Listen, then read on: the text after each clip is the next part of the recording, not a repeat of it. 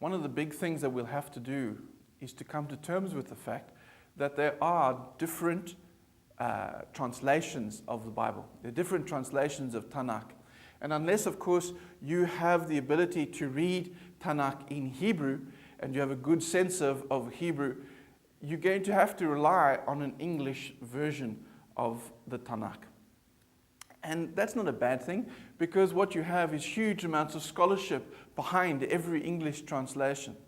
However, what you need to realize is that not all translations are equal. And plus, there is no such thing as the perfect or right translation. There is no such thing. In fact, for somebody to tell you that their translation is the right translation, or even for some reason to say it's the best translation, I think that would be a translation to stay away from. Because the truth of it is that there cannot be the right translation, because every translation is also an interpretation. What that means is that for one Hebrew word, there could be a myriad of English possibilities. And what we need to realize is that every single one of those Hebrew words has to be translated into English. So every translator has to choose one of those myriad of options to actually decide that that's what that word means. Now, in many ways, translation, therefore, is not only dependent on the ability of that translator, not only in Hebrew, but also in English, but it's also dependent on the current context, the way in which English is being used. So if you look at, for example, the King James Version, which was written during the 17th century, one of the things we need to realize with that is that it used, for example, the concept in 1 Corinthians 13, it says, now these three things remain: faith, hope, and charity. And so it translated agape, the Greek word agape, to charity. Now, of course, today, in 2012, we realize that charity has a very, very different meaning to what it did in 17th century England. And so we now have a different connotational level to look at that word charity. And so if you look at all modern translations, they say faith, hope, and love. And love. Because love is a better word at this stage in terms of connotation and understanding than the word charity. So translations keep changing. Translations keep developing as we find new manuscripts, as we understand those manuscripts better. In fact, in the last 200 years, two of the most important manuscripts, or at least groups of manuscripts ever found, have been found. One of which was a thing called Codex Sinaiticus. It's the whole New Testament which was found at the foot of Mount Sinai. It now forms the main basis of the New Testament translation that we have. On the other side, in terms of particularly the Tanakh, we found a whole group of documents in some caves near the Dead Sea in a community, an Essene community called Qumran. And it's that Essene community which we now acknowledge as possibly the one which was there when in the time of John the Baptist. And so it's that community there in the time of John the Baptist that wrote out some of the Tanakh, particularly books like Isaiah. The whole scroll of Isaiah has been found. But we haven't even translated all the documents that have come from the Dead Sea, seeing that they were only being found about 60 years ago. What we need to see is that as we get these new manuscripts, as archaeology begins to uncover more and more of these particular things from that time, so we learn more about how to translate the Bible. And so my encouragement to you, if you're looking for a translation, is to look for one which is new, one which has been written in the last 30 years, or at least put together in the last 30 years. Why? Because that will mean that some of that new scholarship has begun to be incorporated into that translation. And also the English that is used will be English which is of a connection with us. The connotations, the understandings of the words will be the way in which we use them today rather than the way in which our grandparents used them. And that way the English is then more accessible. Of course, there's there's one other thing that we need to hold on to, and that's the way in which that translation is done. Again, if we see this as a continuum, or a line from one extreme to another, we see on one extreme would be a word for word translation. A word for word translation. So just as it is in the Greek or the Hebrew, so word for word they translate it into English. Now there's very few commentaries or very few Bibles like that. And the reason why is because the sentence structure of both Hebrew and Greek is different to English. And so because it's different to English, if you did it word for word, the English wouldn't make sense. Now there are some that do that word for word. Some of those are called direct translation Bibles. Some of them are called interlinear Bibles. So if you look at an interlinear, I'll write that one down as well so that you've got it. It's an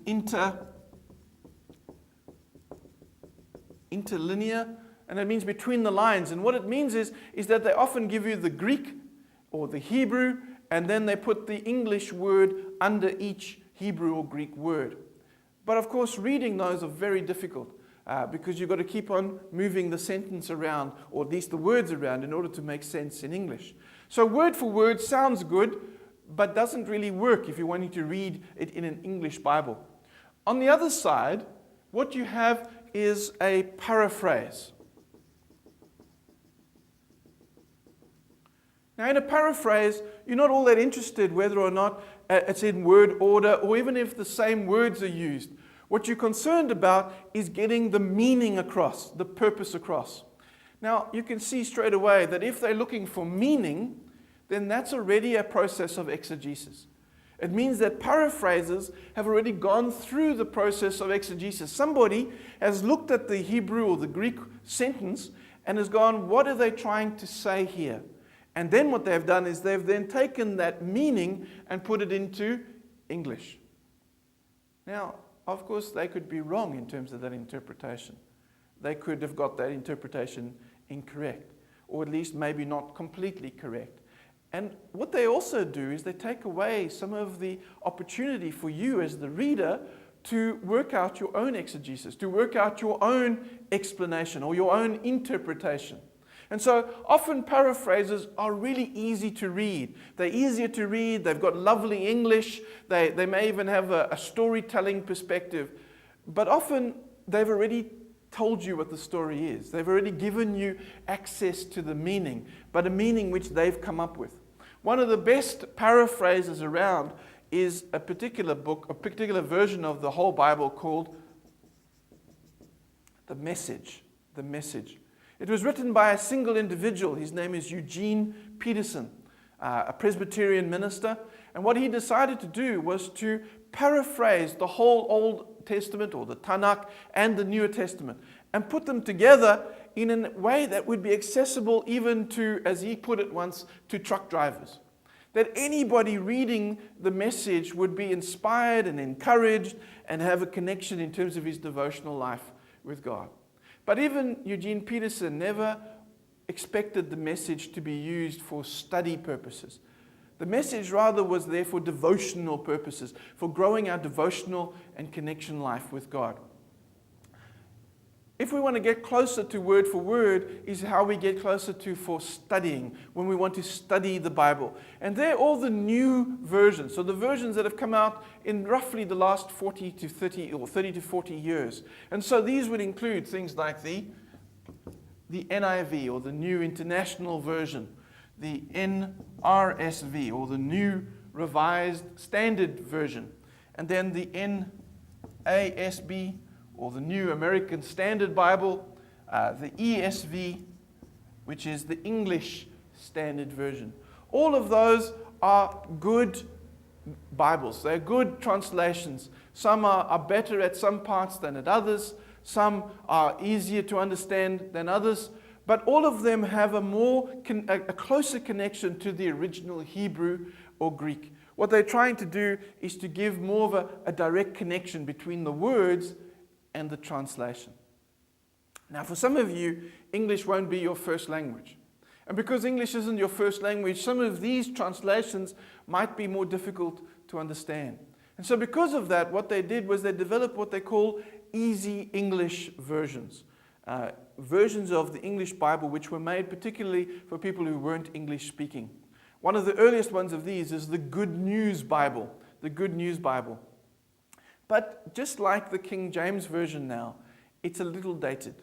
It's now before some of the Dead Sea Scrolls. It's before some of the connections that we've got in new scholarship and in the way in which we use English today.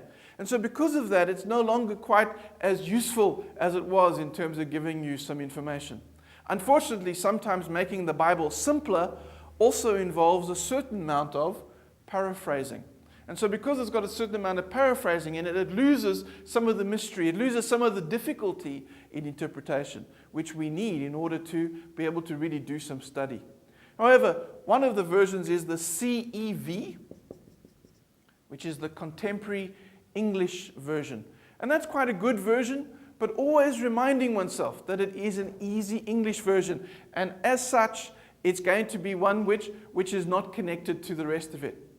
Unfortunately, what we also realize is that that's now been superseded too. And it's been superseded with one which is called the CEB, or the contemporary, or not contemporary, it's called the Common English Bible. The Common English Bible. And the Common English Bible is now that new translation which is able to do that. And so it connects people with God. It connects people with the Scripture, but in a way which has been designed to be multicultural, multi-language, and multi-connection to God. So if you were looking at buying yourself some new Bibles, I would encourage you to buy at least one from this row,